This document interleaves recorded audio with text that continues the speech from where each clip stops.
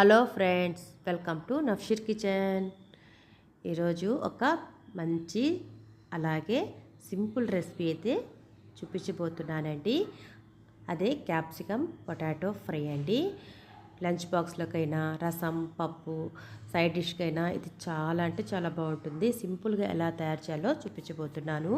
ముందుగా స్టవ్ వెలిగించి కడాయి పెట్టేసి 2 టేబుల్ స్పూన్ వరకు ఆయిల్ వేసి, ఆయిల్ వేడయ్యాక 1 టీ స్పూన్ వరకు జీలకర్ర, 1/2 స్పూన్ వరకు ఆవాలు వేసి, ఒక మీడియం సైజు ఉల్లిపాయని ముక్కల్లాగా కట్ చేసేసి ఇందులో వేయాలండి. తర్వాత ఒక పచ్చిమిర్చి చీల కూడా వేస్తున్నాను.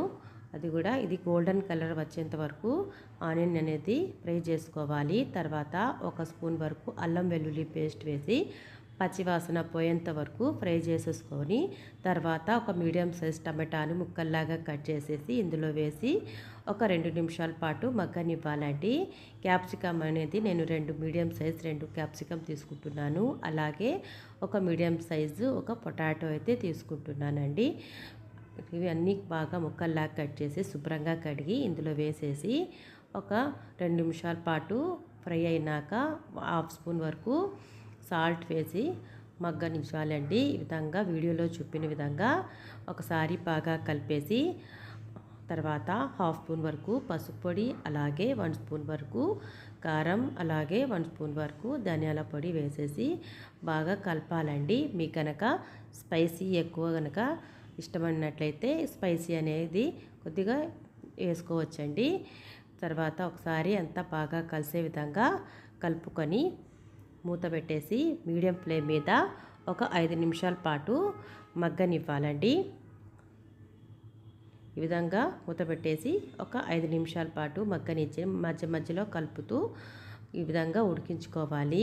చూసారు కదా ఫ్రెండ్స్, మసాలా అంతా బాగా ఇంకిపోయి ఈ విధంగా ఉంటుంది. తర్వాత ఇదైతే ఎంత పర్ఫెక్ట్గా కుక్ అయిందో చూసారు కదా ఫ్రెండ్స్. చాలా సింపుల్గా అయిపోయింది కదా, వాటర్ లేకుండానే. టేస్ట్ కూడా చాలా బాగుంటుంది. ఒకసారి మీరు కూడా తప్పకుండా ట్రై చేసి మీకు ఎలా కుదిరిందో నా కామెంట్ ద్వారా తెలియజేయండి.